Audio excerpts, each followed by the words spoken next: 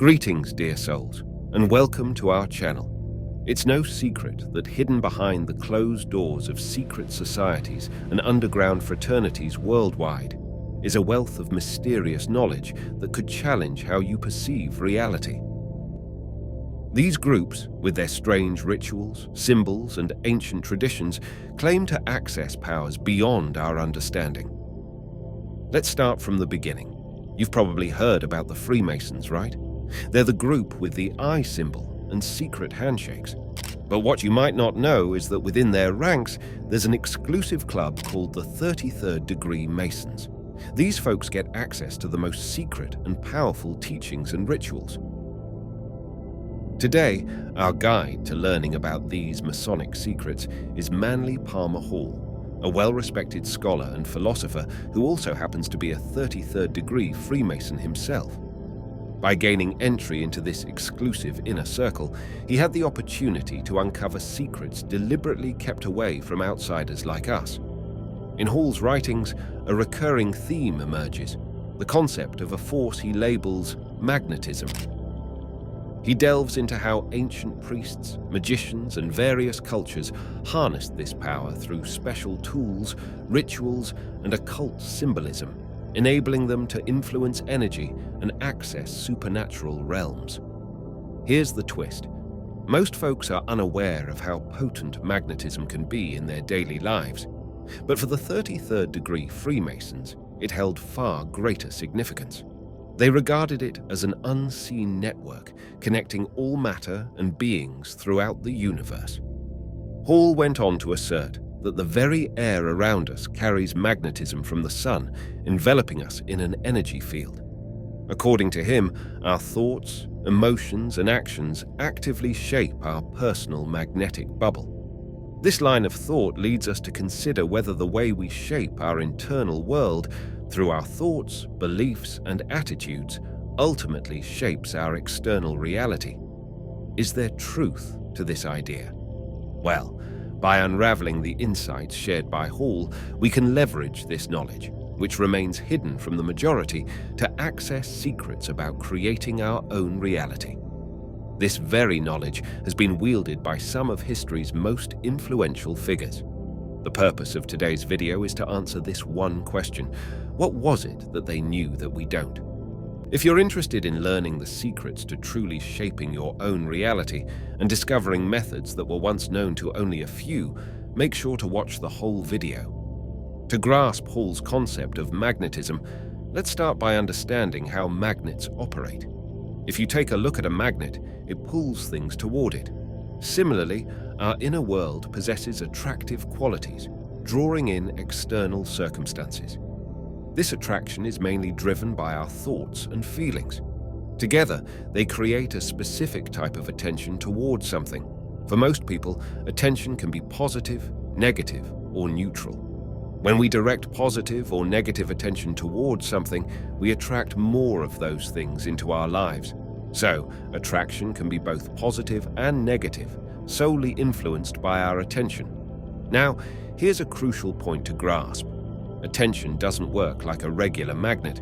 You might assume that if you think negatively about something, you'll push it away, like the same poles of a magnet repel each other. However, that's not the case. Instead, when we have negative attention towards something, we end up getting more of both what we dislike and what we like. For instance, think about times when you tried hard to avoid something, but the more you thought about avoiding it, the more it happened. Or consider situations where you disliked a certain type of person, yet you kept attracting similar individuals into your life. Maybe in your business, you despise a recurring issue, but despite your efforts to avoid it, it persists. It's like a trader trying to steer clear of failure, but the more they fear it, the more they find themselves making bad trades. This creates a feedback loop where constant negative thinking becomes a habit, leading to an attraction of more negative circumstances into your life, much like a magnet. That's the inner workings of our internal world. We attract more of what we dislike and more of what we love. The critical point to understand is that when you unconsciously think negatively and attract negative circumstances, it's happening without you actively choosing to do so. It's an unconscious choice. On the flip side, if you consciously want to attract things into your life, you need to use positive attention. The challenge lies in using positive attention, which many people struggle with because society has conditioned us to be in a perpetual state of fear.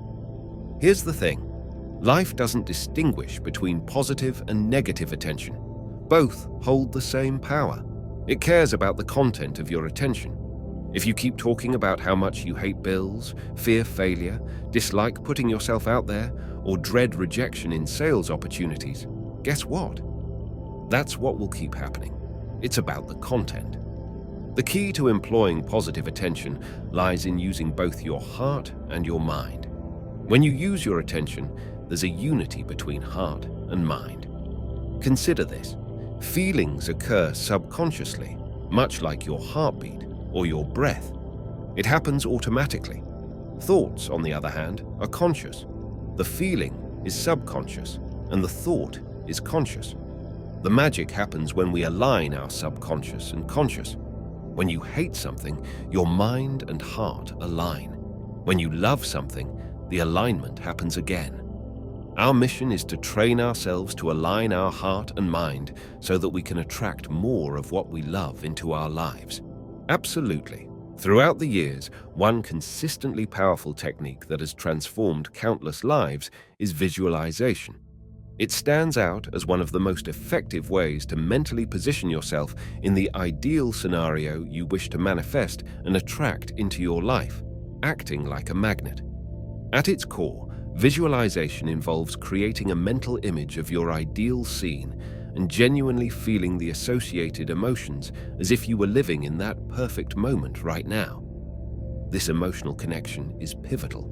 What's remarkable is that virtually every successful person we've encountered, like Elon Musk, for instance, whether you agree with his methods or not, has undoubtedly achieved an extraordinary level of success. The common factor among achievers is the congruence of their heart and mind. They maintain a laser focus on the direction they want to move towards. This principle is deeply ingrained in every law of attraction and manifestation teaching. It's about aligning your thoughts, emotions, and intentions toward what you genuinely desire. Neville Goddard and Charles Hannell have talked a lot about the power of visualization, especially in works like the Master Key system. Now, when it comes to getting good at visualization, let's clear up a common misconception. Some think that just focusing on the final goal is the only way to go, but that's not entirely true. There's a simple system that has allowed people to step by step create the dream life that they wanted to create.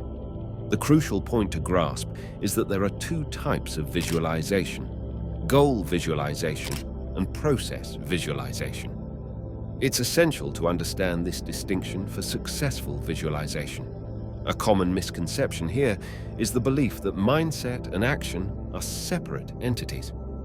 In reality, action is an expression of mindset. It consolidates your mindset. For instance, if you feel confident and take confident action, you're essentially reinforcing the mindset of confidence. Action is like a practical expression of the internal world you're working to create. Let's break down goal visualization and process visualization. Goal visualization is when you concentrate on an end result.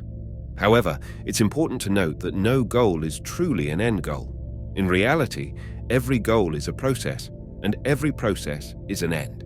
So, there's essentially one main type of visualization, visualizing the outcome. However, it's beneficial to break it into two parts because you need to conceptualize milestones to reach your goal. Imagine visualizing a goal of earning $20,000 a month. The question then becomes, what steps do you need to take from your current reality to reach that desired reality of $20,000 a month? This is where process visualization comes into play.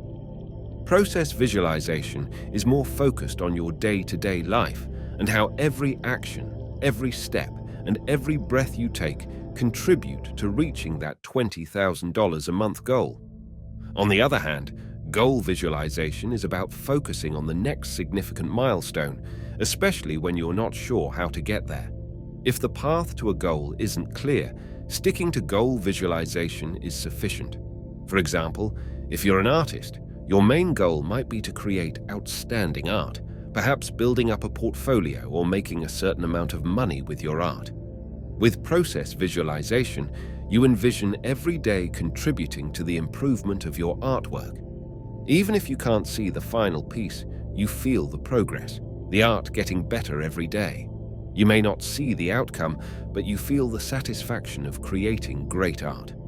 The right things will fall into place at the right time, and you'll produce the kind of art you aspire to create. You're tapping into that positive attention, acting like a magnet to attract circumstances that align with your vision. In Neville Goddard's terms, it's entering the being state, assuming the end state, and drawing in all the circumstances that complement it. Here's a helpful tip. Your visualization sessions don't have to be lengthy. They don't need to be 15 minutes, 10 minutes, or even 1 minute long. The key is to have frequent 15-second visualizations throughout the day. However, in the morning and before bed, you might extend it a bit. Hold that image of your goal in your mind and send it out to the universe. This practice aligns with a deep principle: effort and surrender. You put effort into visualizing what you want, and then comes the surrender. You release it to the universe, sending it up and allowing the universe to weave it together.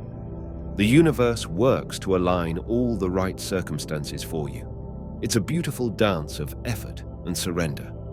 If you're still watching, you're part of the faithful family of the Abundance Master. Thanks to you, I can continue creating more videos and sharing insightful wisdom. Thank you for being a part of this community. I wish you a fulfilling and abundant life, filled with wonderful blessings.